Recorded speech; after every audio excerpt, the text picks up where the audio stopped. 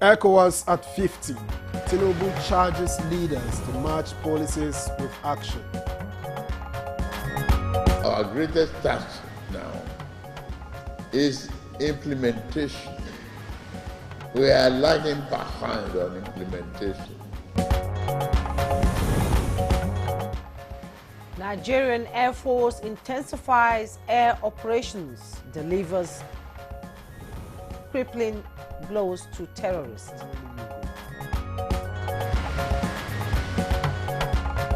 NPF boosts national security. We are receiving these critical assets at a time when they are most needed, and they surely make significant impact.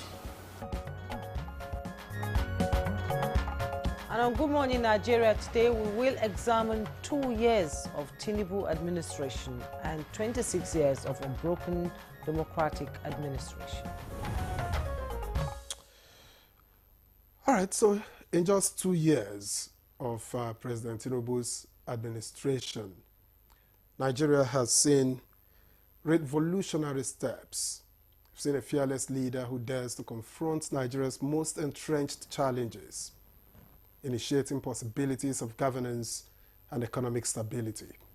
Indeed, Victor, how time flies. It's 2 years already, and the renewed hope agenda of Mr. President is a comprehensive vision to recalibrate a system long weighed down by subsidies, debt traps, and dwindling investor confidence. And President Tinubu's decision to remove fuel subsidy and unify the exchange rate was a courageous leap, as analysts say, which has triggered short-term hardships but initiated long-term gains. Now, these reforms initiated by President Tinubu are bearing fruits. Domestic crude refining has gained ground as Dangote and Port Harcourt refineries are contributing to stable petroleum supply and gradually bringing down prices. More significantly is the fact that the Federation account has seen record inflow, with states and local governments tripling their FARC allocations. Now, this inflow has increased investment in infrastructure and social services. Now, similarly, the president's monetary reforms have also restored investor confidence in Nigeria's Eurobond issuance in 2024 received over $9 billion, which Fitch Ratings upgraded the country's outlook from negative to stable. And in terms of trade, total commerce reached 138 trillion naira in 2024, which represents 106%, while petroleum exports soared as the country now boasts a trade surplus of 18.86 trillion. Also, our exchange reserves have improved from $3.99 billion in 2023 to $23.11 billion so far in 2024. On that note, let me welcome you to Good Morning Nigeria. I am Victor Azu. And I am Juma Yusuf. Thank you so much for joining us this morning. We're reaching you live from Abuja on the network service of the NTA. We now join Mina Daniels for highlights of the morning news. Good morning, Mina. Beautiful morning. Thank you so much, Juma. Good morning to you. I'm Victor. Here is the morning news.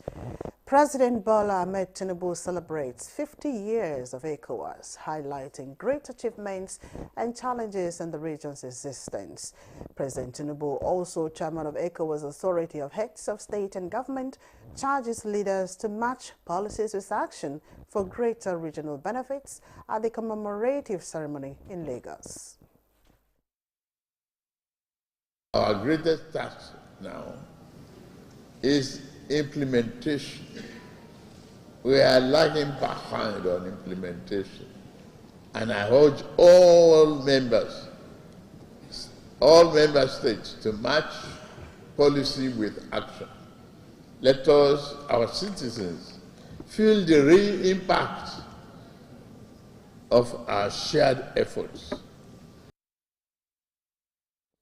And shifting focus to national security now, the Nigerian Air Force has intensified round-the-clock air operations across multiple theaters of internal security, delivering crippling blows to terrorists, insurgents, and criminal networks in a bold reaffirmation of its commitment to national security.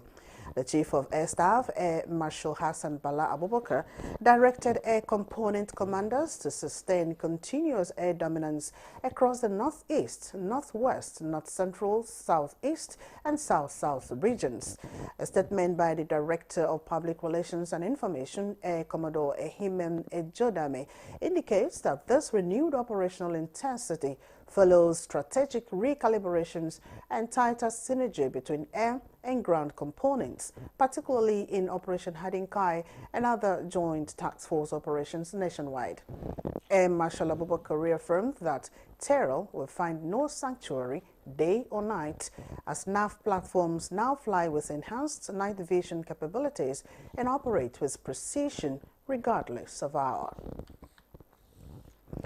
And in other security news, the federal government has taken significant steps to enhance the capabilities of the Nigerian police force through the Ministry of Police Affairs, when state-of-the-art light tactical armored vehicles were delivered to the police in Abuja. Minister of Police Affairs Ibrahim Gaidam described the event as a significant milestone and a clear demonstration of President Bola Tinubu's commitment to national security. The minister notes that the armored combat vehicles were procured from the ministry's 2024 operational budget and emphasized the vehicles' local content design tailored to withstand Nigeria's unique climate and terrain. The deployment of advanced tactical vehicles is expected to promote operational efficiency as personnel confront modern security challenges nationwide. And these vehicles cannot reach every location immediately. However, please rest assured that the administration of President Bola Tinubu and the Ministry of Police Affairs are dedicated to continually equipping and supporting the force to fulfill its vital duties. We are receiving these critical assets at a time when they are most needed, and they surely make significant impact. Now to economic reforms. The National Assembly has taken a critical step towards operationalizing a modern tax system in Nigeria. Both the Senate and House of Representatives gave the final legislative clearance on Wednesday to the legal framework. Both chambers adopted the harmonized report on the 4 tax reform bills at plenary, paving the way for a more efficient tax system. All is being done now through the current minister in reshaping the FCT. I commend also the governor of FCT, the president, commander-in-chief of the armed forces for the quantum leap in infrastructural development that we have witnessed in the FCT. I commend the minister, I commend our committees, both in the House of Representatives and in the Senate, and pray that the kind of development that we are seeing here will dovetail into other areas of Nigeria. And in the fight against corruption, the federal government has unveiled a database of fortified assets illicitly acquired by criminals in the country. As criminals evolve diverse methods to perpetrate fraud, law enforcement agencies are adapting and staying one step ahead. In this digital age, financial crimes are becoming increasingly sophisticated. Our approach to asset recovery must evolve to match these advancements. We must invest in AI-driven forensic accounting tools. And those are the news highlights. Good Morning Nigeria continues with Victor and Jumai after this message.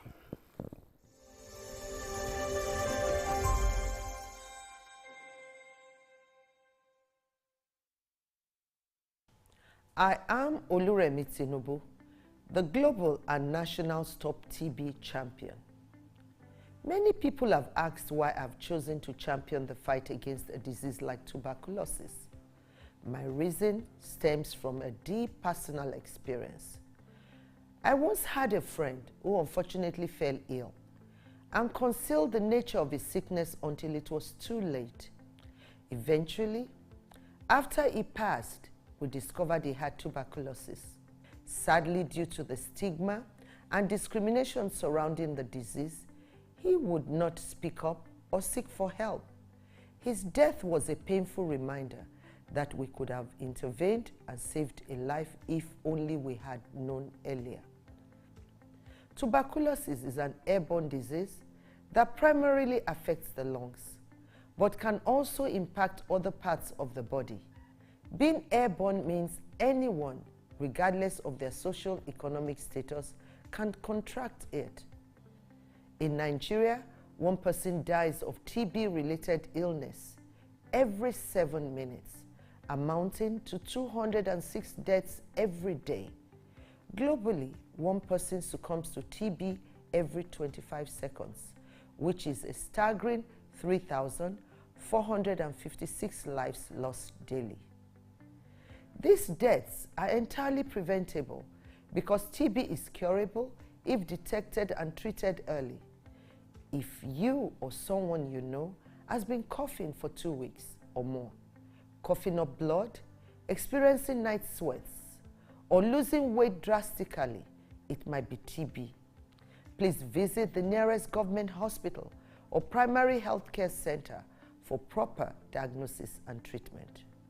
TB treatment is free in all government and some private health facilities. Let us also remember not to stigmatize or discriminate against TB patients or those who have been treated for TB. Individuals who have been cured of TB cannot infect others. I call on all stakeholders, especially the private sector, to join us in the fight to end TB in Nigeria. Together, we can make a difference. Remember, TB anywhere is TB everywhere. End TB by 2030. Yes, we can.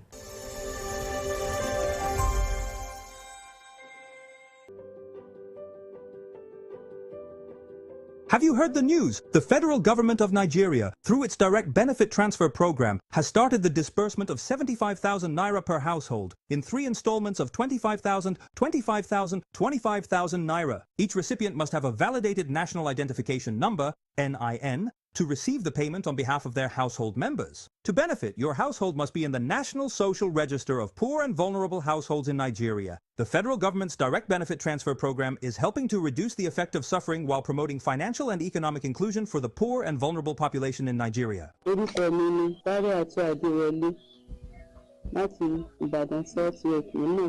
Ìjọba fún wa ní 75,000. NIN àti káàdì láti lọ gbà. Nígbà tí mo sì gbà, mo fi ṣe nǹkan tó dáa, mo ra oògùn nínú rẹ̀. Mo ra oúnjẹ tí màá jẹ nínú rẹ̀. Mo sì wọkọ̀ mi náà ń bẹ. A sì fi yòókù ṣe ọ̀rọ̀ ajé pé ká tó máa rí gbé bá. A dúpẹ́ lọ́wọ́ ìjọba wa òkè. This message is brought to you by the Federal Ministry of Information and National Orientation, Federal Ministry of Humanitarian Affairs and Poverty Reduction, in collaboration with the National Social Investment Programs Agency, National Social Safety Net's Coordinating Office, and the National Cash Transfer Office. Does your toothpaste give you complete fresh protection? New Close-Up Toothpaste Complete Fresh Protection takes care of your 5 important oral care needs. It gives you strong teeth, prevents tooth holes, cleans deeply, fights bacteria, and gives you fresh breath. Complete fresh protection from Close-Up. Shield your families from germs. When Dettol is a part of every household bucket, then you and your family can stay protected from up to 100 illness-causing germs. Everyday use of Dettol keeps my loved ones protected. Introducing the new Jig Sachet. Whitening your whites has never been more affordable. Now you can keep whites shining brighter and disinfect by killing 99.9% of germs on your floors and other surfaces. Just jig it with Jig Sachet. Tune in to the network service of the NTA for the continuation of the second year of President Tinubu Anniversary documentary series themed The Mission, The Masons, The Milestones, with 2 episodes coming on A Sensitive Hand. Is a documentary produced to highlight Nigeria's First Lady's efforts at improving the lives of the citizens in different aspects of life at 8 to 8:30 p.m. Prioritizing Nigerians, a look at the 8 priority areas of the renewed Hope administration, 8:30 to 9 p.m. While a Boer documentary, a business perspective on 2 years of PBAT, coming up at 10 to 10:30 p.m. Join us. The Council of Our Fathers. I will urge and advise our younger generation to use talent and brain to sort out problems, not arms. Nigerian youths, let's build our nation together.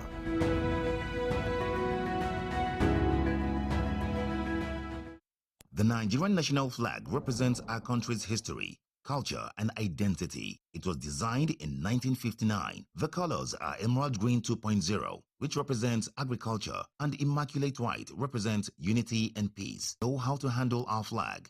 Illuminate the environment or don't fly the flag overnight. Do not fly a dirty or tattered flag. Take such flag to the nearest National Orientation Agency office for proper disposal and replacement. The national flag can only be flown at half-mast on the directive of the federal government.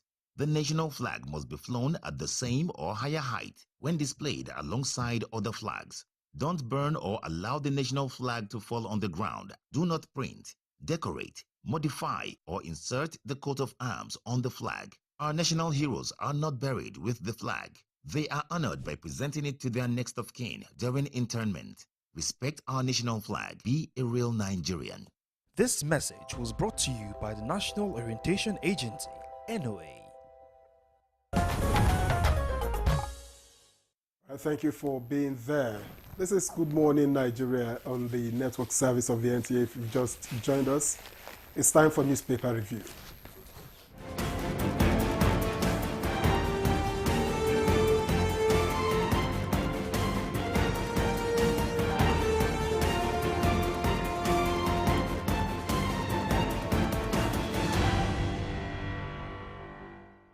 Our newspaper reviewer Chukudi Okolu-Baja is in the studio. Chukudi, happy Democracy Day. I thought you would tell them that your newspaper reviewer is doing his UTME.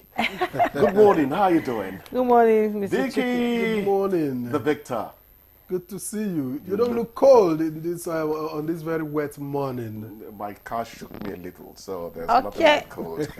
But it's okay now. Let's go. Yes, Quickly, I have quickly. the Daily Times newspaper. That's what we're beginning with. And above the masthead in the Daily Times newspaper, ECOWAS at 50. Gowon Tinubu lead commemorative card signing at historic anniversary event. You find all the details on page 4. And like other papers this morning, we have President Tinubu's picture there, and by the side piece of the picture story, you see his achievements over the past 2 years as we begin to break down the midterm, assessment of President Tinubu's administration. Victor? All right, I have the same picture on the front page of The Guardian, and the headline here reads, Tinubu insists economic reforms are working. Opposition kicks. And that story is on page 6. And the only other story that we could take here, 4,169 teachers failed professional qualifying exam and that's on page 7. Chukwudi, I think we can... Yeah, quickly. Victor, The Guardian lists some of Tinubu's administration's achievements in 2 years. Quickly, over 900,000 beneficiaries of Presidential Loan and Grant Scheme, over 300,000 beneficiaries of Students' Loan Scheme. This is important for our indigent students. I have to mention that. 3.84% GDP growth in quarter 4 of 2024. That's the one that ended in December, meaning that it's likely to have a spillover effect into 2025. That real achievement. Well, we've seen we are headed for quarter two. Yeah, yeah. So let's stop there. I want to say quickly that maybe what Nigerians found a bit mortifying, is that the right word, a bit suffocating, is the floating of the foreign exchange at the same time as this fuel subsidy was removed.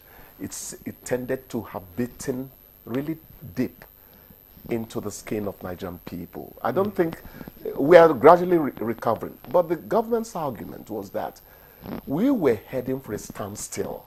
Okay. That there was no money to service interest on debts, let alone provide for execution of projects. We are not in government, but we give them the benefit of the doubt. So far, so good if you ask me. But I am one of those who also feel that one of the ways we should have removed, reduced the sting from this fuel subsidy removal was to go ahead and provide palliatives, transportation palliatives, the buses. I'm beginning to see them now. Terminals are being constructed. You know, somebody will say you put the cart before the horse. But the horse is eventually getting in front of the cart. So let's say that overall, I am one of those who think, remember I used to say here, Tinubu picks a competent cabinet. Tinubu picks competent people. I stopped saying that 3 months ago, but I need to say it on the second year of his ascension to the presidency. I think it's going to work out. Food prices are dropping. Let's not advertise. One bag of rice we used to buy 95,000 naira. I was surprised that I got it for 68. I bought a quarter of it, but the entire bag is now 68. So things are beginning to happen. Corn. Was it not last week or 2 weeks ago? My wife got for 79. Okay, it depends on where your wife buys. If it's buying from expensive shops in Abuja or at Sabah Metropolis. From local markets. Those people will tell you that they factor in the price of their stalls. So it depends again. So on the whole, I think we are hesitantly moving out of the doldrums. I think so. I feel it. I don't know about other people, but economists are in a better position to tell us. That's what I think. All right, and 4,169 teachers failed professional qualifying exam. I was waiting for that. Those are distracted it's human. Sad. Those are distracted human beings. Please don't be harsh on them. They are distracted. How? True. The economy. I know what it means to be distracted. Really. I can't believe that people would willfully get into a position and not do things to make them hold that position. It will be stupidity now. No, they are distracted. People are distracted. They're not concentrating. If things get a little better, you see that half of those people will pass that exam. All right. My opinion. Let's hope that the visionary Chukwudi, the prophet, that your prophecy will come true. Put me for ground. Time to thank you. Thanks a lot. Let's thank you. Go enjoy today's beautiful weather. Oh, it's beautiful weather today. Thank you so much. And we wish the government better luck in the 2 years remaining. Jumai? Yes? Okay, we'll take a break right now. When we return, our conversation will begin. Don't go away.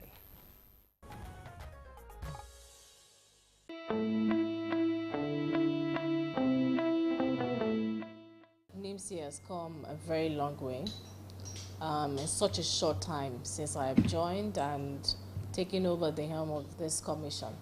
One of the key things that we did was to, first of all, just even look at all the problems that were on ground to say, how can we address these issues, from slow enrollment to backlog payments of FEPs that had not been addressed. We also had to look at the issues around licenses that had expired, and also looking at obsolete equipments that we had, and also looking at the back end to look at the servers that needed to be upgraded. And so we looked at the whole technological infrastructure and then commenced an overhaul of that infrastructure. So even though we had some very solid infrastructure in place, we found the need that we needed to upgrade them. So if you look at the NIMSI capacity, ABIS capacity was initially 100 million, and now we've been able to expand it to 250 million, which means that we are able to accommodate and store more data of the individuals in country and also outside of the country on this platform.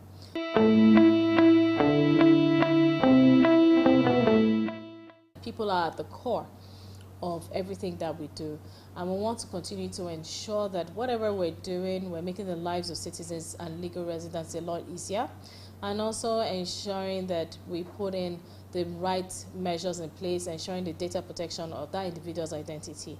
And one of the good things we've done is to build the NINAuth, which is an authentication platform, which allows the individual or citizen to be able to authenticate and also prove their identity on the go, which means that the application is just at their fingertips, so they're able to do what needs to be done online. It allows them also to be able to share their information, so it's basically user consent management in terms of sharing the information that they choose to share for whatever services that they seek, by the public sector services or the private sector services.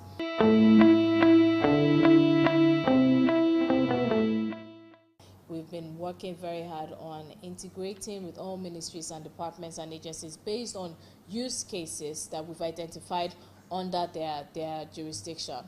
Another thing that we also want to ensure is to make sure that we launch our public key infrastructure. The PKI is extremely key because it sort of describes the whole trust process within ministries, departments, and agencies where the country has signed up for PKI.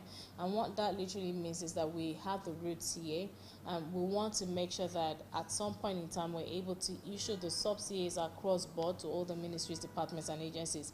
This will allow for trust and also allow for e-signing, digital signing across board. So which means that within an establishment, you are able to exchange exchange documentations within your establishment and also outside your establishment, from one establishment to another.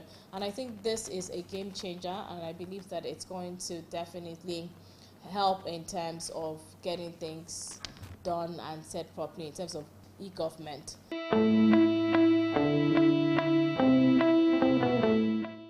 Your Excellency President Bola Ahmed Tinubu, GCFR, I want to commend you on the landmark achievements that have been made so far across all the ministries, departments, and agencies, and also for the economy.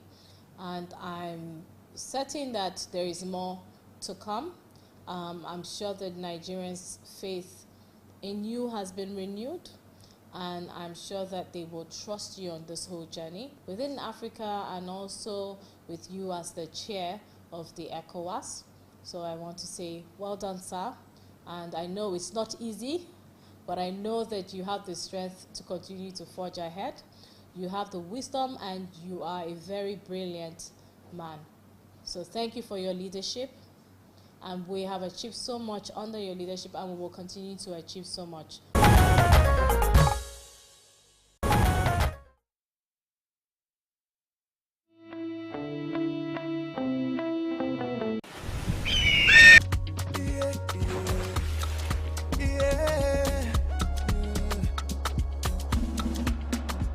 From the Atlantic across the savannah to the Sahara, we rise, a land of the free, we know they tire. We dream great, our spirit is undying. Resilient, rooted like palm tree, we sway in colors. We are Nigeria, strengthening unity. We know they carry life.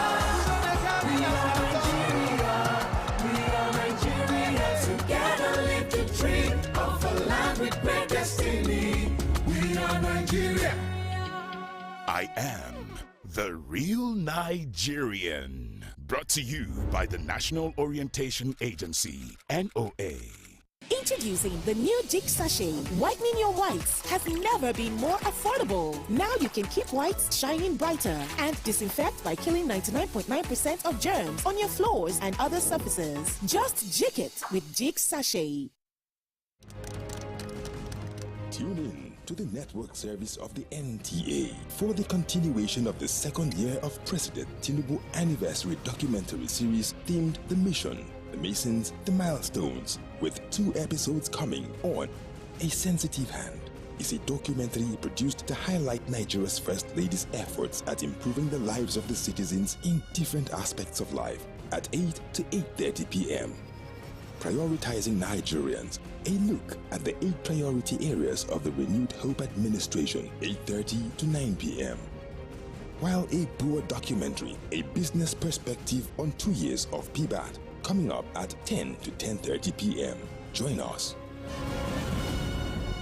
Hey Nigeria, ready to breathe cleaner air and save money? Let's talk about gas. Drive with CNG, the smart, cost-effective choice. Fill up for less and travel further. Save money, save the planet. Switch to LPG for cooking. It's cleaner, healthier, and better for environment. Say goodbye to smoke and eye problems. Do you know Nigeria is a gas nation ranked 9th globally with over 209 trillion cubic feet of gas reserve? Gas isn't just for cooking and driving. It powers industries too. Cleaner, cheaper, and more efficient. And the best part, conversion centers are popping up everywhere. It's never been easier to switch to gas. Join the cleaner energy revolution. Choose LPG for cooking and CNG for your vehicles. Clean energy for brighter future. This message is brought to you by the Office of the Honorable Minister of State for Petroleum Resources, Gas, supported by the Nigeria Midstream and Downstream Petroleum Regulatory Authority, NMDPRA. The Nigeria Coat of Arms is the official seal that represents the authority of the Federal Republic of Nigeria,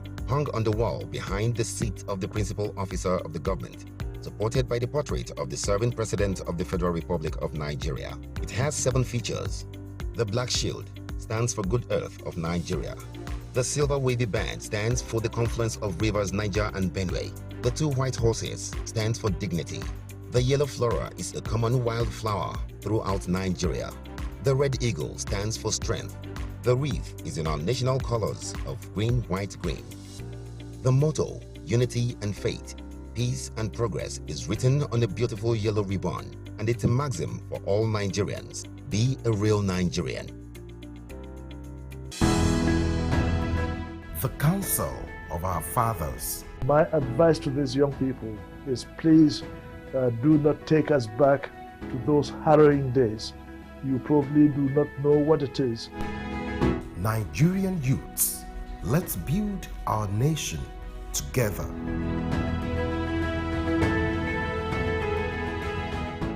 The federal government of Nigeria warns vandals of national assets, electricity transmission towers, cables, and other facilities to desist from this act of sabotage. Vandalism is a serious crime punishable under the law. Vandalizing electrical equipment will affect millions of Nigerians, including your loved ones. Remember that national assets belong to all of us, hence the need to protect them. Report all cases of suspicious movement around electrical facilities to security agencies. When you see something, say something. This message is from the Federal Ministry of Information and National Orientation in collaboration with the National Counter-Terrorism Center, NCTC, Office of the National Security Advisor. Alright, you're still watching Good Morning Nigeria on the network service of the NTA. And just before we bring in our guests for the conversation on 2 years of the Tinubu administration and 26 years of unbroken democratic administration, let's take this background report by Ibrahim Hamidu. Since 1999, Nigeria has sustained 26 years of uninterrupted democratic governance, a remarkable chapter in its history marked by civilian leadership, electoral transitions, and institutional resilience. In the last 2 years, President Bola Ahmed Tinubu's administration has stepped into that legacy with a vision to reset the economy, improve governance, and secure lives and livelihoods under what is branded the Renewed Hope Agenda. Bold reforms like fuel subsidy removal, the fresh subsidy is gone, exchange rate harmonization, and new revenue drives have redefined fiscal policy, creating a new terrain for investors and citizens alike.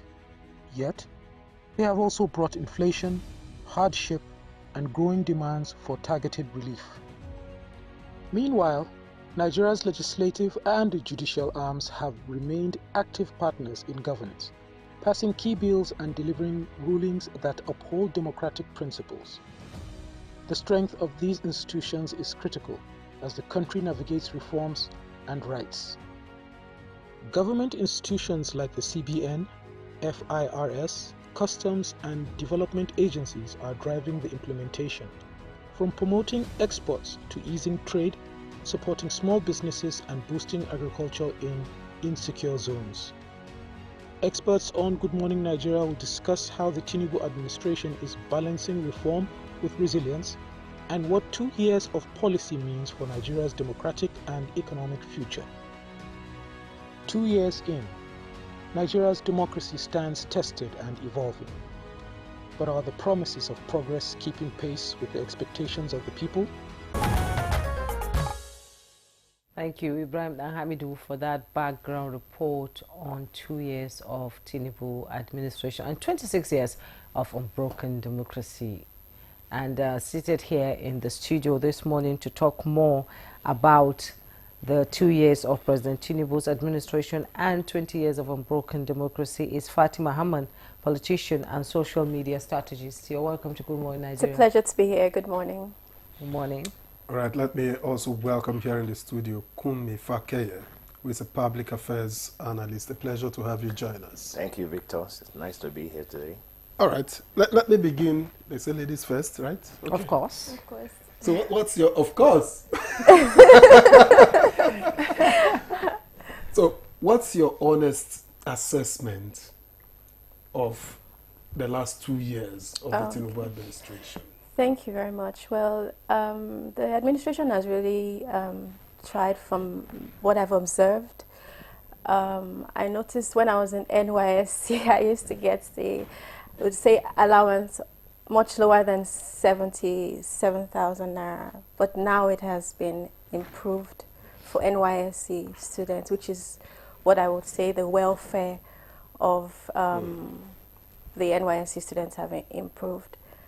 Members, right? Yes, and then also the economic growth of the revenue generation, like CBN, FIRS, and the customs, have also improved.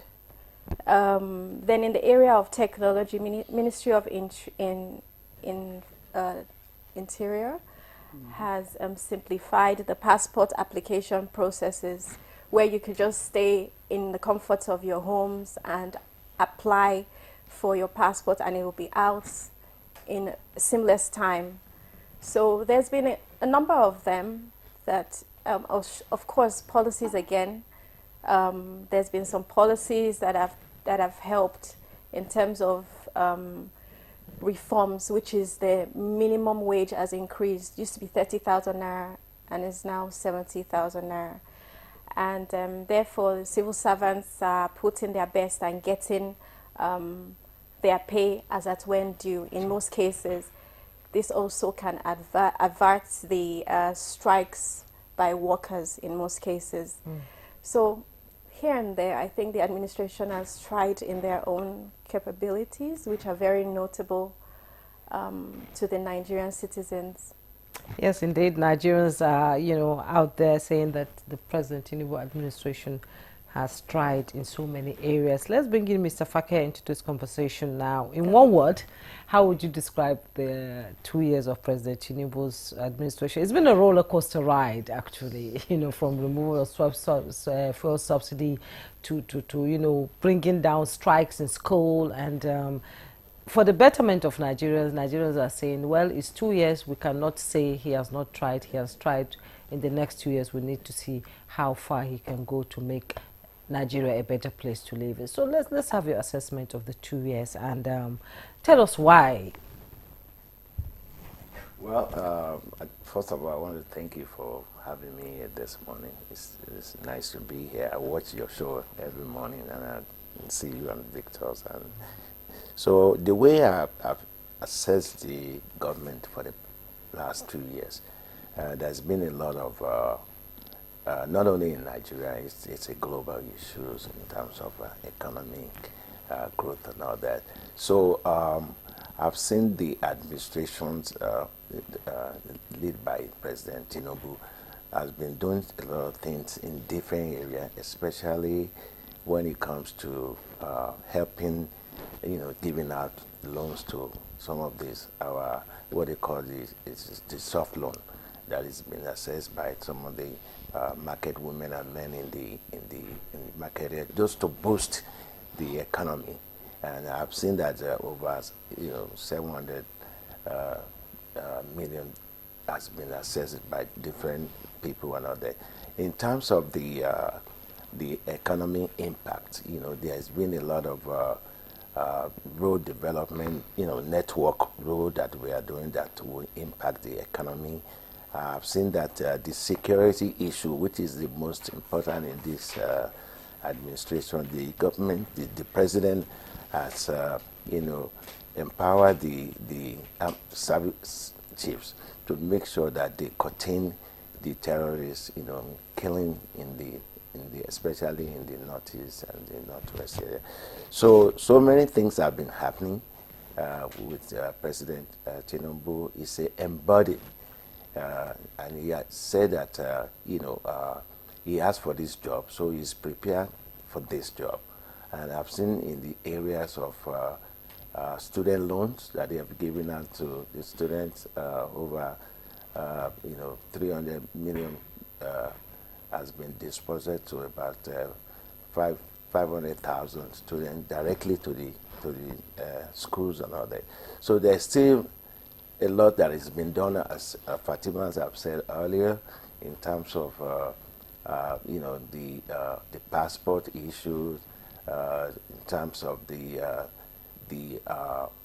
minimum payment, because from 35 to 70,000 is not what they wanted. We are not there yet, but we still have another 2 years to.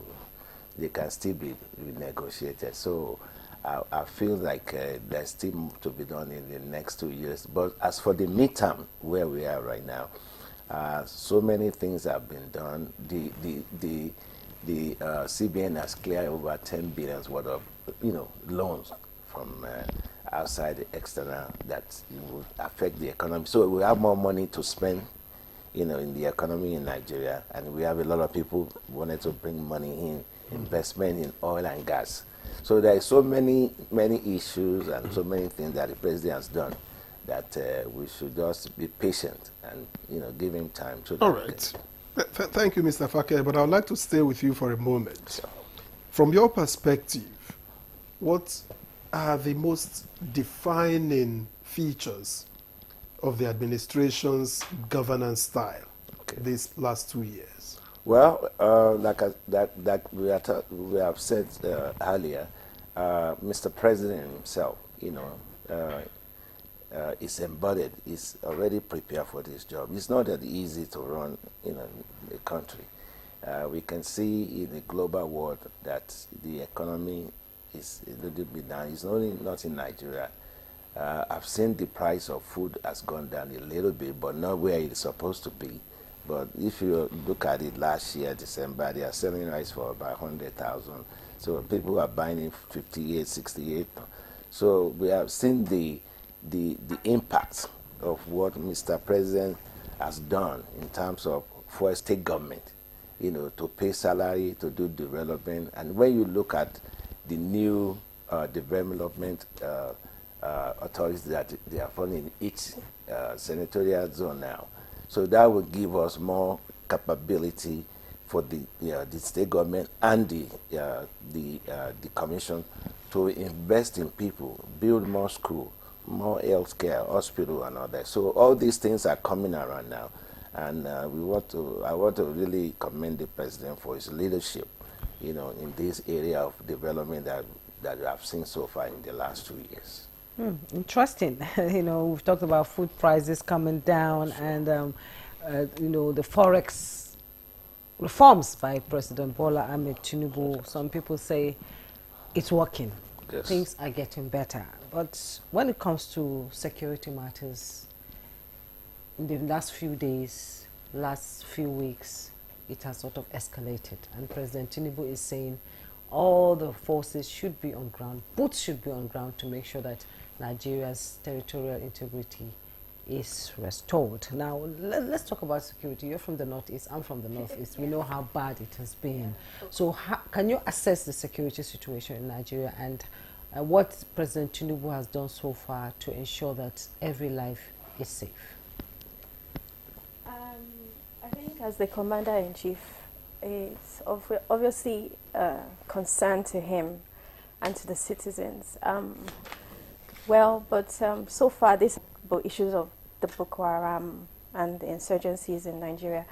But with this new administration, which has just lasted for 2 years, there's been synergy amongst all the arms of government and the executive, legislative, and judicial arms, which are working more collaboratively to tackle these issues. I guess they have come up with policies that will, and the external international support to address issues of insurgency in the north.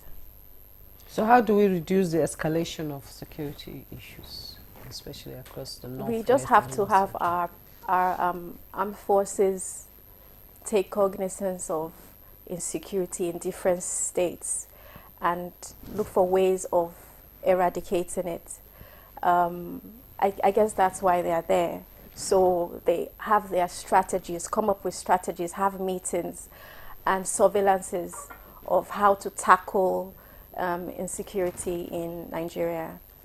That's why they are leaders. That's why they would have this meeting from time to time and assess if it is progressing, come up with some sort of results of that. I'm sure this cannot be done within a short period of time, but with dedication and support, definitely we hope that this issue would reduce. Yeah, it takes time. All right. But let me again stay with you. You know, many have argued that while the government is pushing, you know, strong economic reforms, that the messages, the timeliness of the messaging and the messaging itself has not been as empathetic as it should be. Would you agree? To some extent, to know, because when people don't know your efforts, they don't really get the picture of what's going on, you know. So if the government is working hard, let us see what the government is doing. Let the Nigerian public see what is going on, because every day we hear of families that are dying and these things have not been addressed. So they have to bring us up to date to what is going on. Okay, they have to bring us up to date, more awareness, great awareness, you know, across Nigerians, for Nigerians to know what the military is doing to ensure that lives are saved and Nigeria stands strong. Mr. Fake, people have described President Tinubu as somebody who says his mind. Yes. He doesn't, you know, play around with words, he says it. So can you tell us what stands out most to you about his leadership approach or style? We all know he's a listening president. Yes. I'd like to comment a little bit on what Fatima said about security before I answer that. Yeah. I've seen that most of this security issue, over 13,500, I think they mentioned that it's been eliminated. The president has just procured more fighter jet to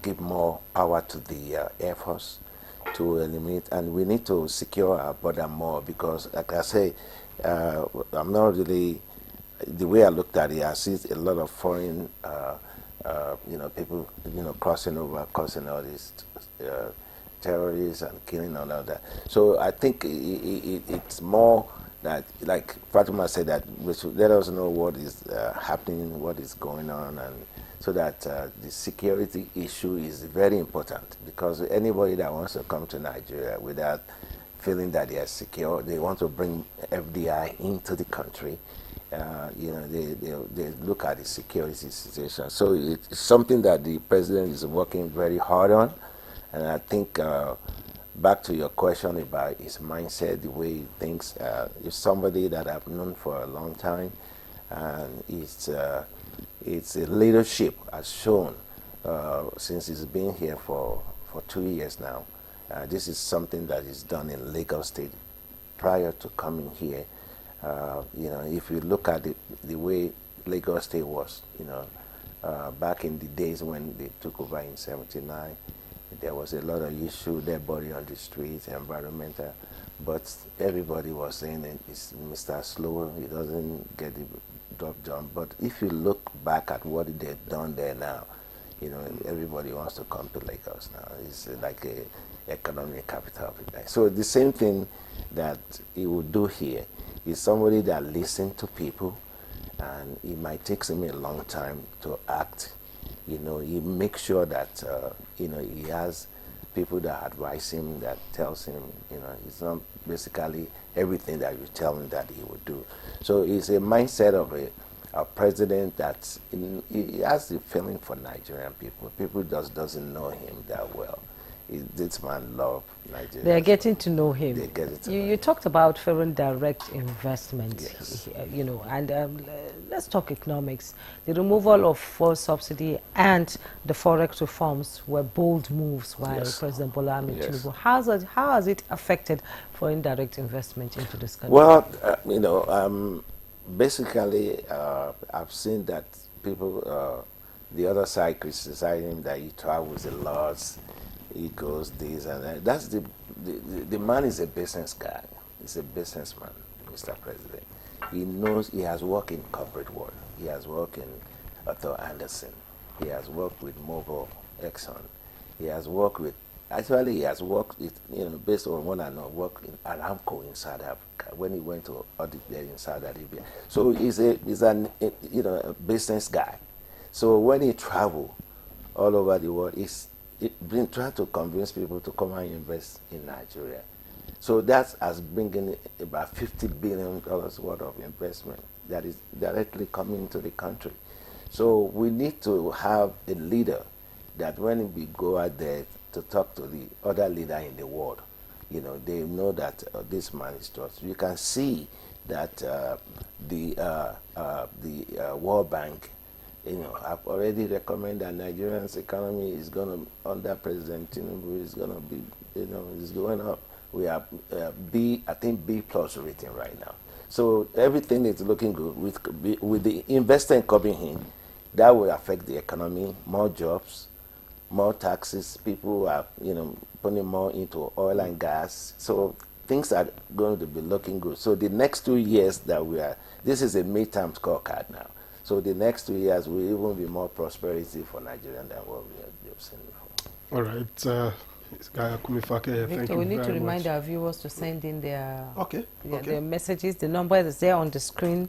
You can send in your text messages so that you can contribute to the conversation on President Tinubu's midterm scorecard. And make it short. Yes, make it short. And please don't forget to add your name to your text message. All right. Let me get back to Herman. You are a media strategist and politician. So how do you gauge the balance between perception and performance in this administration? First of all, as a media strategist, there's so many areas I can talk about in terms of what's going on, the good, the bad, and the ugly. You can't? I can. Okay. I can talk about, so that you're never going to run out of what to say.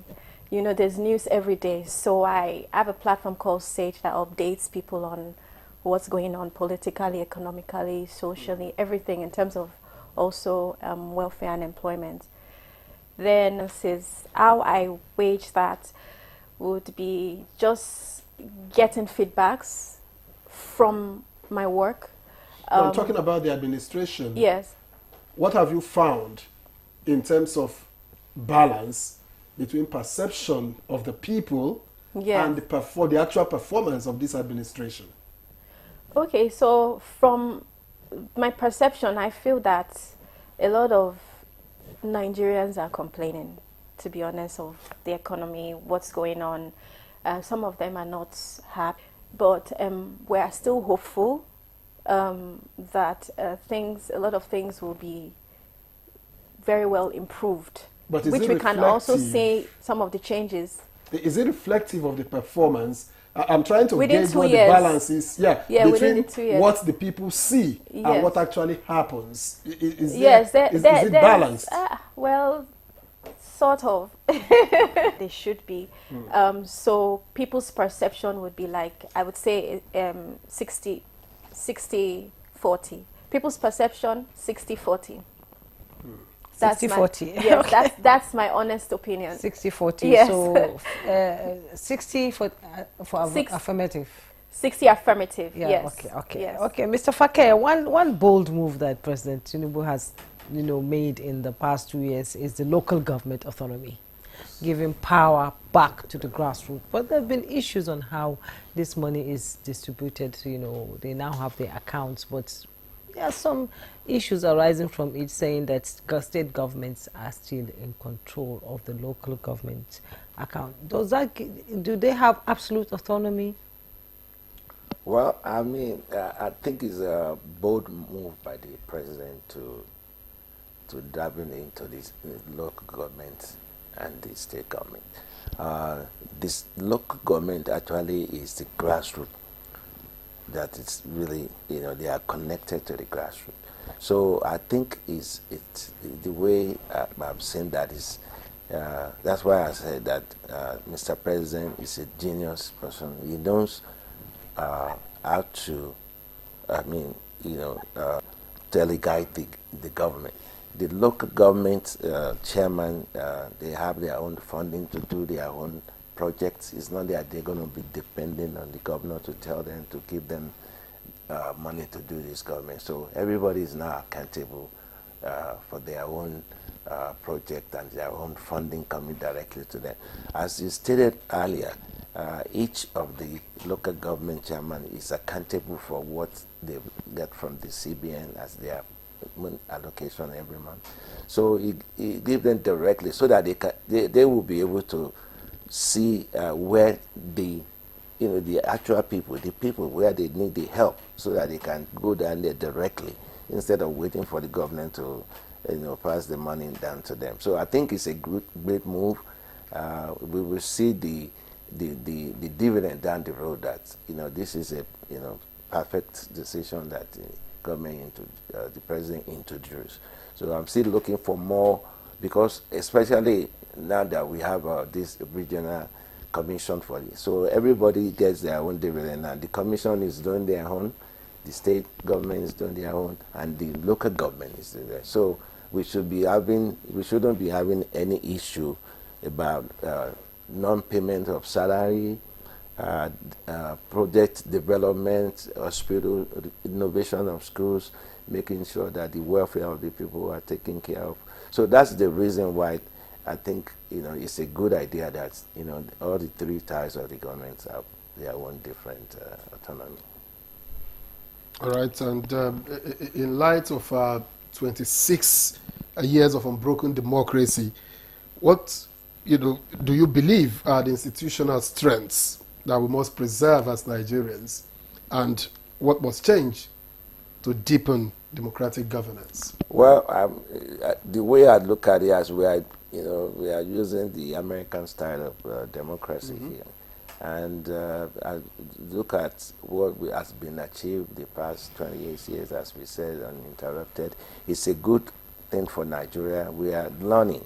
American system has been there for like maybe 100 years. We are just like 28 years, so we are still learning. So I think we have a good, the future looks good if we can stay in the path. And I know the president, the way he's guiding the country, when he leaves after his 8 years term, you know, improve more on that, make sure that, you know, as he's been talking about the youth is not going to be given the opportunity, you know, to look at, you know, take over, so that they can, so that they can learn from his legacy or what he has done so far. So I think we are, the country is on the right path. It's going to be, it's a long process, but we are there. You know, it's not easy, but, you know, we are there.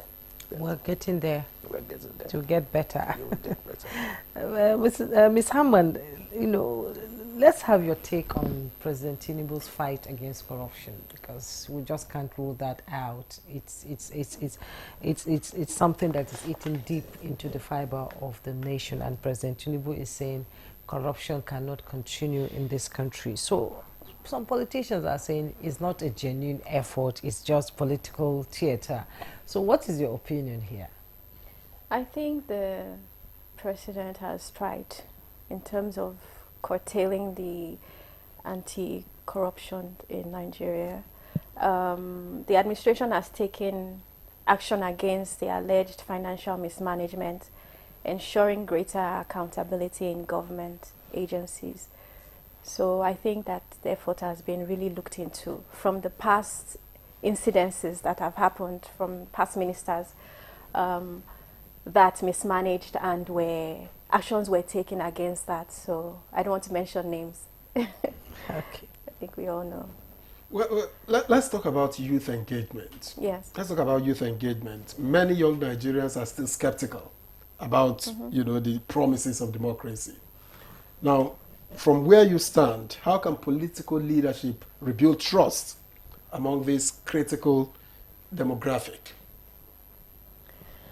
I think as a youth, the government, this administration has made more efforts in terms of giving us more visibility and feasibility in terms of taking leadership positions.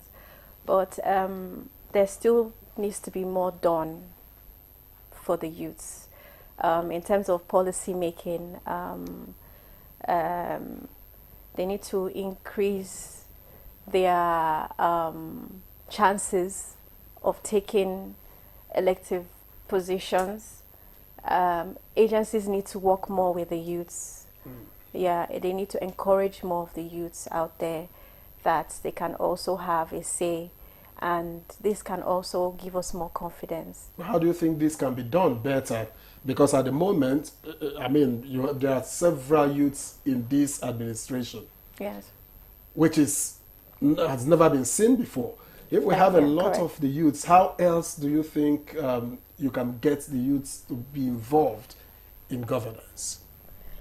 So it's all about enlightenment and encouragement on both sides. A lot of them are aspiring to get involved in policy making, but like I said, there needs to be more platforms and agencies that support that in terms of getting them involved.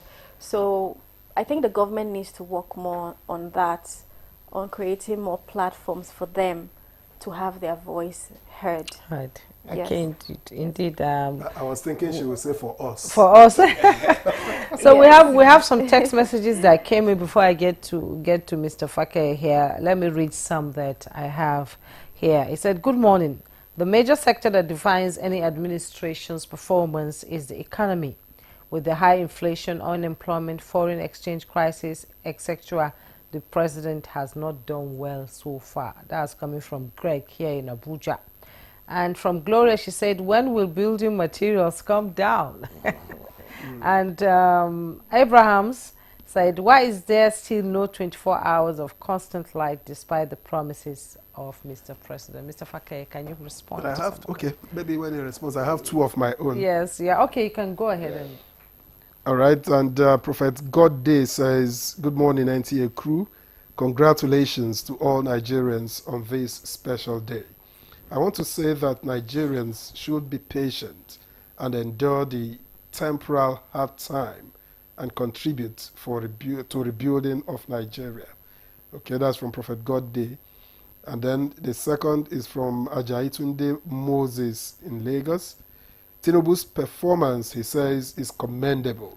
On the issue of Boko Haram, etc., the military should be keeping their plans to themselves most of the time. Okay?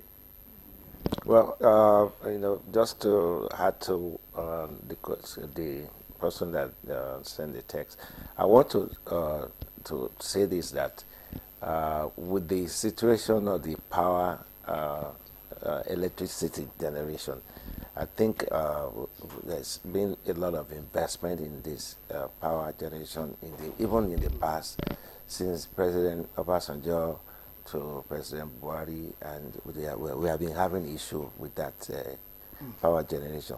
It's something that we should focus on, because without the electricity, there's no country economy that will grow. So it's one of those things that the president is looking into. There are some things that needs to be changed, and look into how the generation can be more effective, so that all these companies leaving the country to go to Ghana or other country can come back and stay here to create jobs. So power is one of the first things in the country to make the economy run. And then when you talk in terms of the security that we have spoken about, without the security, nobody wants to come around and invest. So those are the two major important things that will affect the economy. So if people have not seen the dividend in the economy or the inflation coming down, they have, like the person says, that we have to commend the president. We have to be patient, because it's a global economy issue now, not only in Nigeria, that we have the issue of inflation. I just came back from the United States. Egg that we used to buy for $1.99 is selling for $6.99, for God's sake. So things is all over the world that the inflation is high, but Mr. President is doing a wonderful job. There's more food, security, and more fertilizer given to the farmer, that would affect, what is produced, and people can have the chances to buy the food here. There's money given to the marketers, so that they can be from a seller to a distributor. People are hiring more people. So all this situation that we are in now, it's not a permanent situation. It's just a temporary. So I implore everybody just to be a little bit patient. It will be better, and we are working on it. All right. Thank you very much, Akumbi. Let me get back again to Fatima. Now, the Renewed Hope agenda has shaped this administration. From where you stand, what are the pluses of the Renewed Hope agenda? Is it good as it is? Is it okay, or are there things that need to be added to it? Does it need enhancement in any way, and what would that be? In this administration, like we discussed earlier, the only thing that concerns me now is, I would say, the youths, who are the future of tomorrow. And that seems to have been taken, a great deal of, it seems to have been taken care of a great deal, because if you see the amount of involvement of youths, you talk about the student loan scheme, you talk about NEL fund, a lot of things that cater for the youths. So would you say that's sufficient as it is? That's sufficient, but not enough, because there are still people out there that are unemployed and looking for jobs every day. There's still a lot of people that are out there looking for jobs every day. So I feel like catch them young after they finish from the university. Let it be like a national thing where they automatically get jobs or temporal jobs into different institutions, because when they finish from the university, they are very creative, they are ready to work. So they don't want to finish and then they have nothing to do. So I think they need to get them more engaged, get the youths more engaged. Yes, there are different schemes available for the youths, but still, how accessible is it in every state? It can be a national thing whereby when you finish from school, you automatically get a temporal employment into any of the organizations working there, freelance, before you get a job, than to just, some of them are just at home after getting their degrees or whatnot, masters. What you're saying, we should increase the internship. Increase internship, let it be a national thing, not just certain states like Abuja or Lagos. It can be a national thing, like in the United States or in US or UK or abroad, anywhere abroad. When you finish, you get an internship. It's an automatic thing for a citizen. So I feel as Nigerian youths, we also have to be given this advantage, and that can eradicate a lot of crimes, like, you know, we would say this robbery and so many things, 419, Yahoo boys. So don't overlook it. It's very, very important when we talk about the youths, please. Yeah. You're a woman, you know, Yeah. the UN women have been, you know, advocating for a reserved seat for women politicians, and you're a politician. Have we been able to achieve the 35% affirmative action? Yes, we have, and that's commendable. Have we? That's the first time I'll hear it from a woman, and I think we can yes. finally have some peace, right? Yes.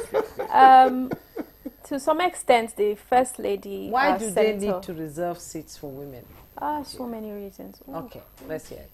There's so many reasons why. Because they can't compete? No, not because they can't compete. I feel women are good planners, and also in terms of policy making, we have a way of having our voice heard. We have a way of managing situations. I won't say what a man can do, a woman can do as well, but kudos to the men who are leaders as well. We're not competing with the men, but we're just saying that if women are given the options of leadership position, they can also put in their own quota into managing situations better as women. So it's all about equity, not equality. Yes, it's all about equity, not equality. Interesting. Mr. Fake, we've seen union strikes, we've seen street protests, and what is your opinion on how government has been able to handle this dissent through dialogue? I've always believed that anything, you know, you have to dialogue, you have to negotiate. We don't need protests that would lead into chaos and all that. So I think Mr. President has, in his time of his administration, has handled that fairly. I can see everybody have the right to protest.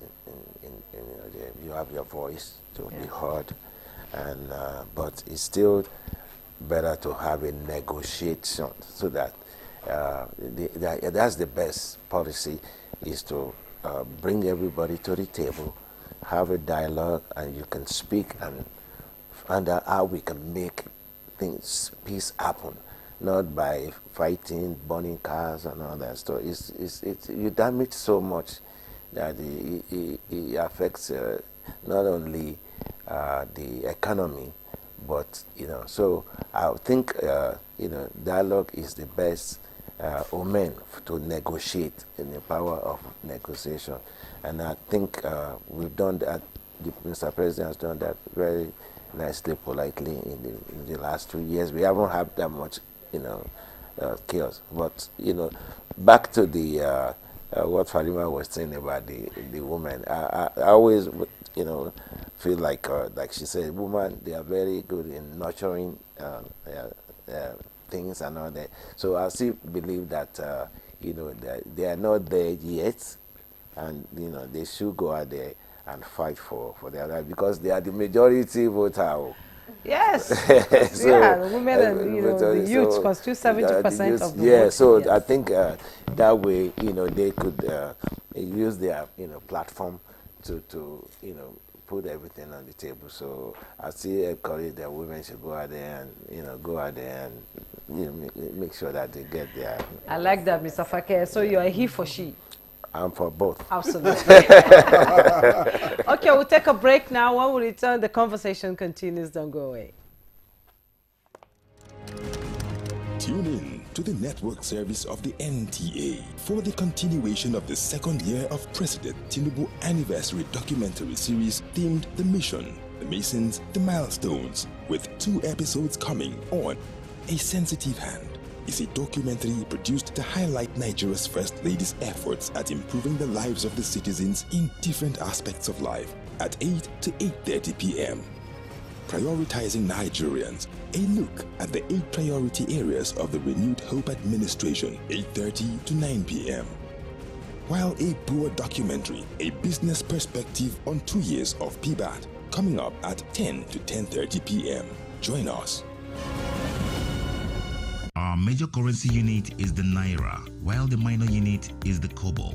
They are both in notes and coins. The Naira is more than just a medium of exchange. It bears the images of our heroes. So, stop abusing the Naira. It is a criminal offense to spray the Naira at events. Stop stepping on the Naira. It's not your enemy. Do not squeeze, ruffle, or write on the Naira. Handling the Naira with dirty or oily hands can deface the Naira. Love the Naira as you love yourself. Be a real Nigerian. Do not abuse the Naira.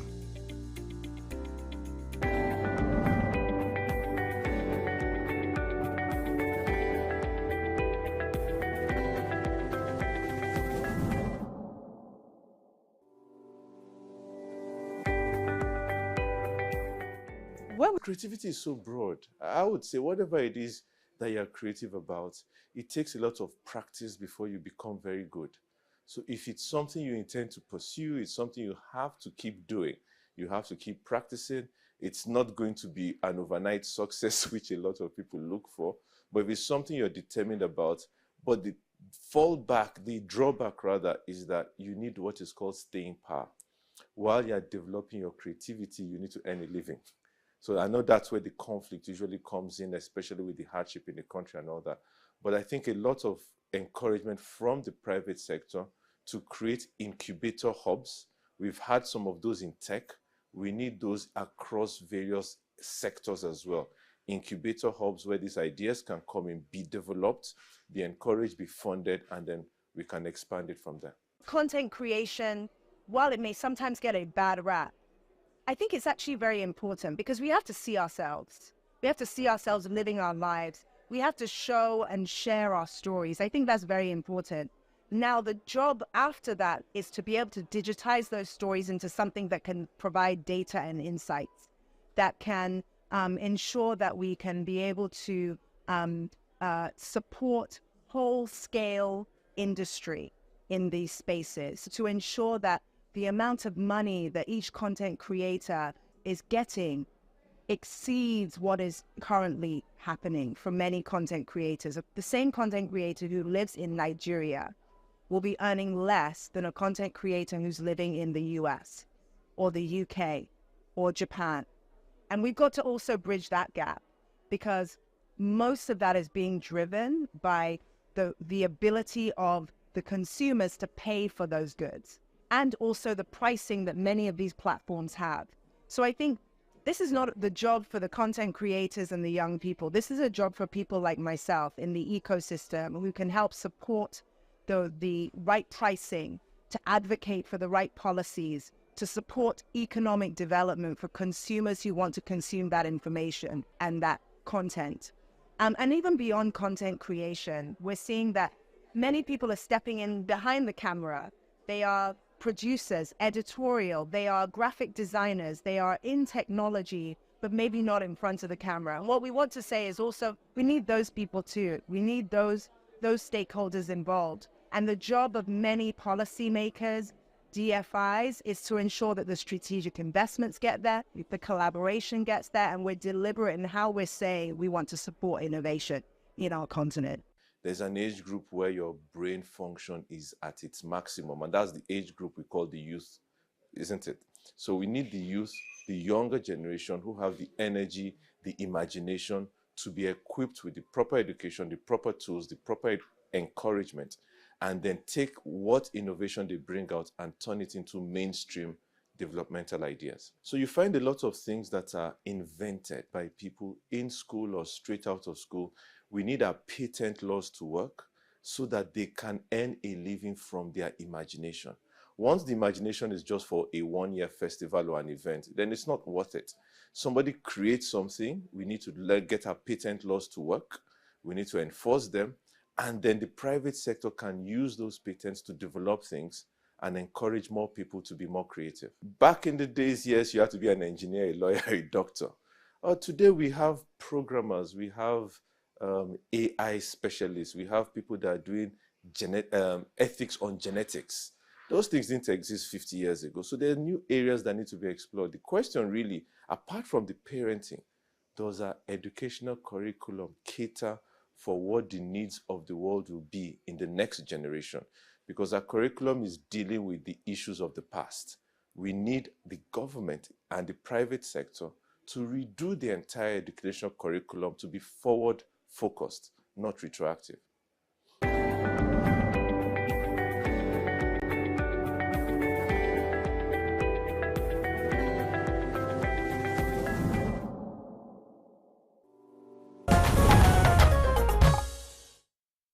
All right, thank you for staying with us. If you've just joined us, this is Good Morning Nigeria on the network service of the NTA, and we've been discussing the second anniversary of the President Tinubu administration, and of course, 26 years of unbroken democracy. And we've had messages coming in. Two more I have here, Jumai. Yes, I have now, some too. Joshua from Benin City says, the president is trying. It's just that Nigerians need to join hands with him. Stop this mentality of taking money home every day aside salary. This is what is causing corruption in the country, he says. Okay? And Mr. CF Audu says, honestly, I commend President Tinubu for the wisdom in appointing Nyesom Wike as the FCT minister. That man is doing wonderfully well. But please let him assist us to work on Al Mohas Road at Gwagwalada because the road is terribly bad. Maybe I should add that a bit more of internal roads, yes, where the people roads, yes. live and come out from. Exactly. And I have from Ebonyi State, Engineer Silas Uweke Ugadu in Abakaliki, Ebonyi State. He said, the major thing I like about President Ahmed Tinubu is his firm decisions. He takes bold decisions without minding how these decisions affect his political ambition. However, his advisors should do more work on effects of his policies on the populace. And then Buhari Garba from Sokoto sent this text message. He said, please, I want to know why Mr. Tinubu borrowed such huge amount of dollars while he said he has accumulated funds after fuel subsidy removal. Please tell Nigerians why. Mr. Fakeye, let's begin with you as you respond to some of these texts. Yeah, first of all, I wanted to, the one from Sokoto that says, where is it born? Yes. I mean, America is the largest debt, country in the world. Everybody borrows money. Even if you have reserve of 30, 40 billion, you still need a credit to show that you can borrow and you can pay.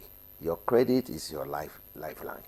So if you don't borrow money, how are they going to know whether you can pay back? So people But does it matter what you do with it? Yeah, because people need to know that, by borrowing money, it shows that, you have a leverage to pay it back. So some of this money that is coming in every year that we're flowing in, that we are borrowing, you are using it for renovation, roads, hospitals, schools, and all that. It's not that money that they just borrow and you just spend it anyhow.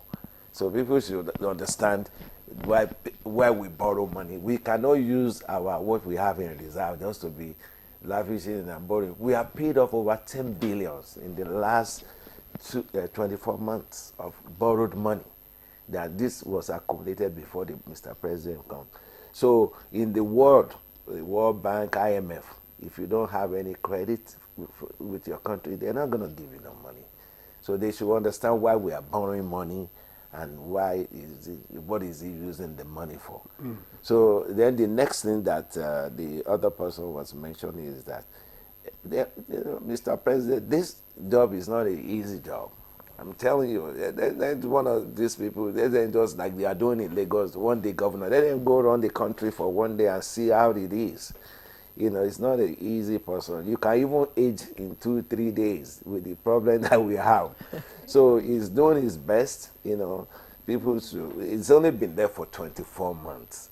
You know, if you look at some of our past president has been there before, you know, this man he has embodied himself. He's an experienced politician. He's not somebody that you can just shove around, and he knows what he's doing. So we should give him the benefit of the doubt, let him do what he was hired to do. So there's no way you cannot criticize, but people should have information before you start criticizing. Don't start distributing or telling people fake news about this man is doing this, he's not doing that. So many news has come out that it's negatively, but some of the things that he has done in the past 2 years is commendable. No other president has done. You know, if you look at the list of what we have, the renewal agenda is to bring the government to the people, by the people. Like President John F. Kennedy said on his inauguration in 1960, it's not what you can do, it's not what your country can do for you, it's what you can do for your country.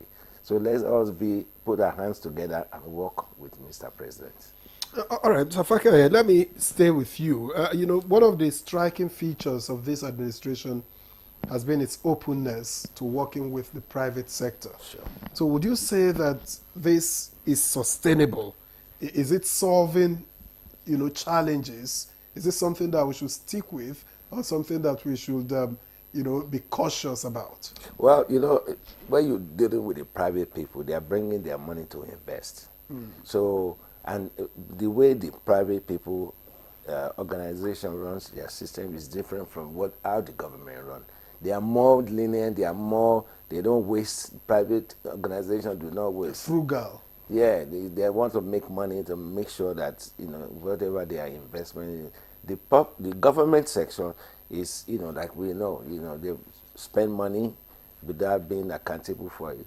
But that's why it's bringing in someone, as you see, even the new NNPC HEM person that they're bringing them from Shell, from the private sectors. You know, this is the man that has been in the oil industry for a long time. He's an accountant, he's an auditor, he's not just regular. You know, they know how to spend money. Accountants just don't spend money and give it away anyhow.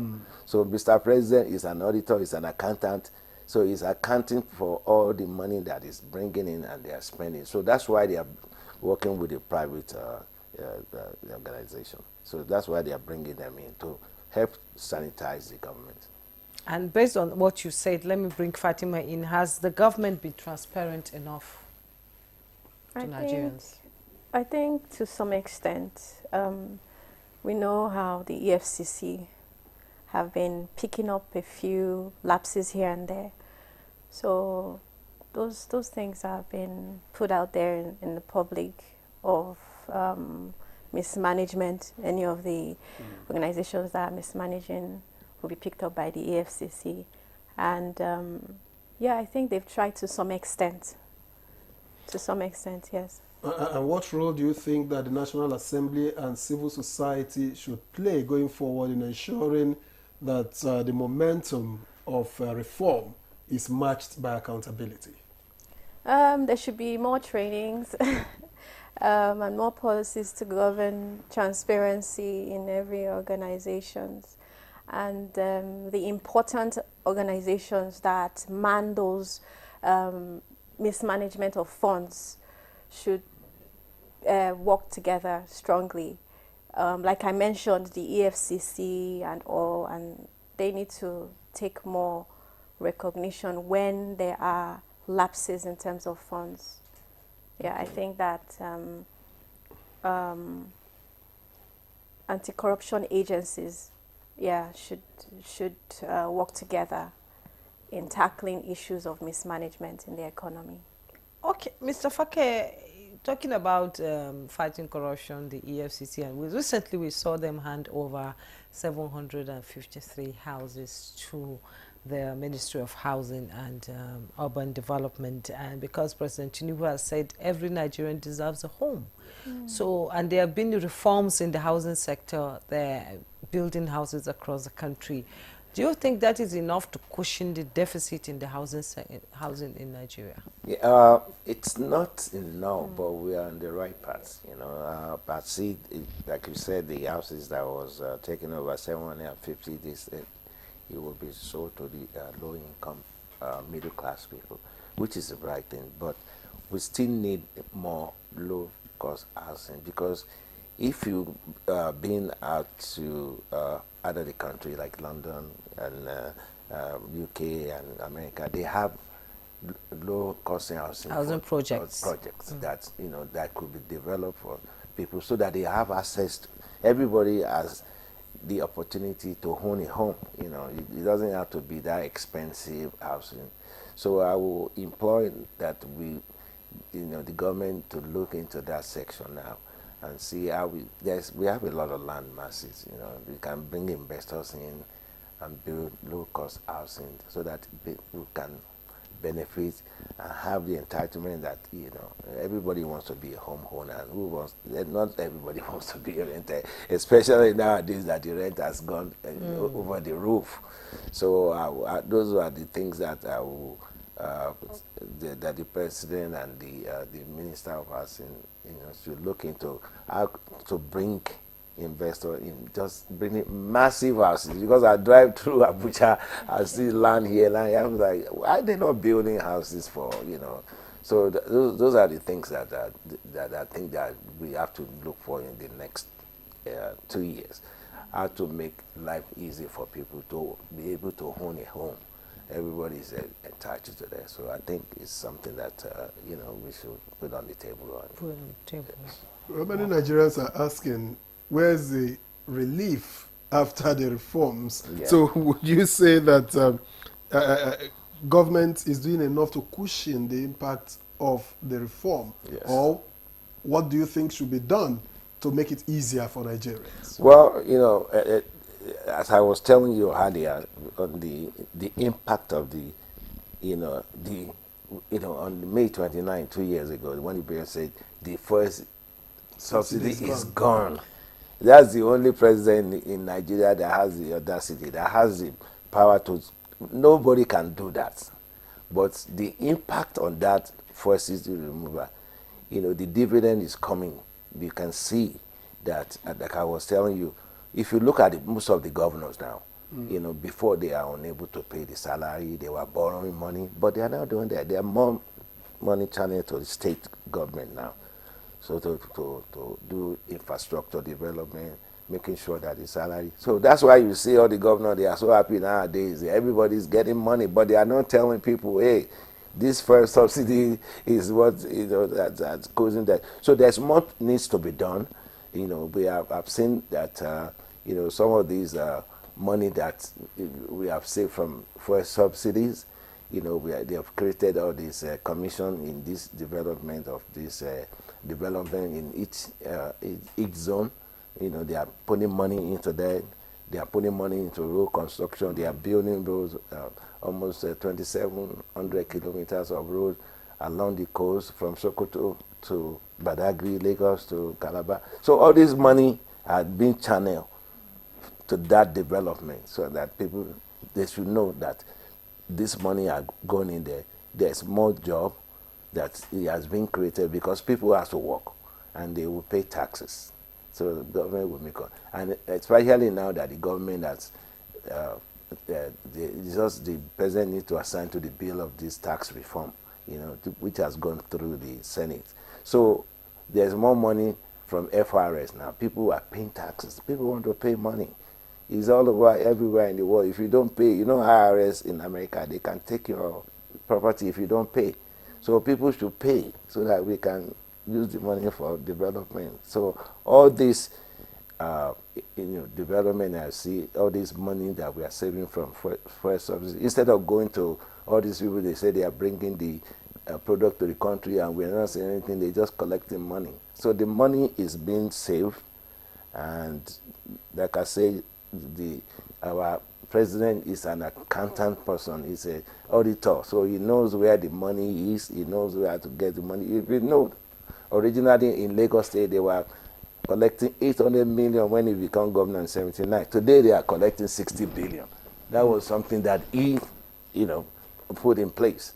So there's more dividend coming down for us. So let's just all be patient. Talking about tax, well, some analysts say it's the elites that don't pay tax. Well, like I say, Mr. President will go after them. You have to pay tax.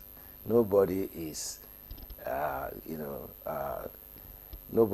everybody is entitled, whether you pay luxury taxes, whether you pay all the taxes that need to be paid. Everybody must pay tax. So I think that we should, with this tax reform now, because I look at what they generated last year, they have exceeded what their target is.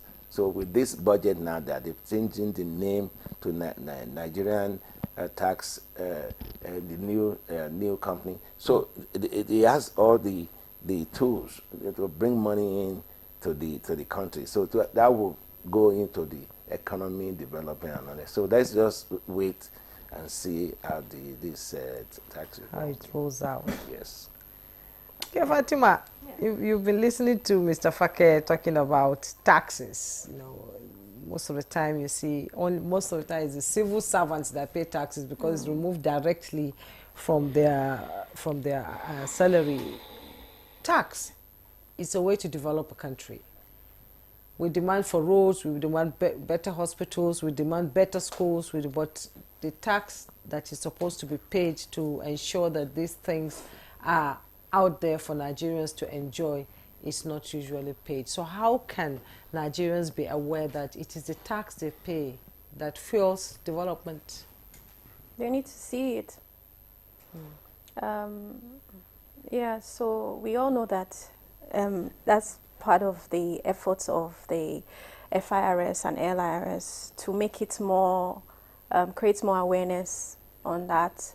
There's been instances where you would see that advertised on TV, on ways of how you can pay your tax. And I think that's also been, AI has come into play also, technology now. You don't have to go to the tax offices. Sometimes you just go on certain applications, fill the form online and do it.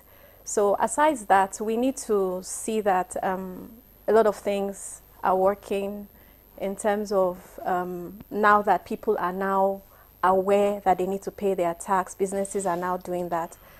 The development of certain things are being seen, like better roads in some areas have to be looked into in terms of development and other things in terms of money generation, because the money is there in the states. So it's just to make the state look more, how would I say, more beautiful. So I think the government needs to work more on that. Once the money is there, they need to make sure that Nigerians see that they are using the money to do something positive in their states. All right, thank you very much, Haman. Yeah. Mr. Fake, Nigeria is 26 in terms of democratic, unbroken democracy. It's now 26 years, lest we forget. But would you say that we have grown institutionally, or are we still building strong individuals and weak institutions? The last 26 years, since 79, I think Nigeria has, of interrupted government. I think we are growing, we are learning. It's not easy. A lot of people feel like the government system of democracy is a waste of money, that the people just go there and they're not doing anything in the House and the Senate. But it's something that, in little bit by little step, we have to know, we have to grow and see where we can make adjustments, you know. So I think it's a good for the country. Everybody have, you know, the aspiration, you know, to be a member of a house or a councillor or a chairman or the Senate House, you know, and the president. So, you know, it's something that we are nurturing. You know, if I say we are not improving, what about the young ones that are coming? So we need to create a platform for them, because as we go along the way now, you know, we need to, you know, like nurture and train the young ones to take over. So there's still a long way to go, you know, about democracy in Nigeria. But I think we're in the right path with Mr. President. But our institutions, are they stronger now than when we first started? I give you an example. I have seen as a journalist where a government institution was accused of, you know, using the premises for wrong reasons because an individual was trying to take over their land, and the institution was crying that this land was not even allocated to them by government, that we bought this land as an institution, and that somebody wants to take it. You say what they're accusing of look around. Are you seeing it there? That's what I mean by, you know, strong individuals and weak institutions. Our institutions, are they any stronger now? Well, I mean, we are not where we're supposed to be, but we are moving closer. We are getting there. I think individually, like you said, you know, an institution, it's a two different things that we need to look into to make sure that we can make our institution more stronger than the way it is now. So there's so many things that needs to be done, and I think, as far as I'm concerned, we have, you know, room for improvement to understand how this democracy really works. So if an institution needs a little bit adjustment to look into, we are in there. So we have the government, the legislative and all that to make sure that this institution does not fail. So we have to make sure that we make it stronger, and making sure that individually and institutionally is something that we can work together to make sure that, you know, the rule of law is being followed. Okay, thank you. I have another text message that came in. He said, "Good morning. I always enjoy this program. Please, I want to commend President Bola Ahmed Tinubu for releasing funds for grants to all Nigerians, especially the SME.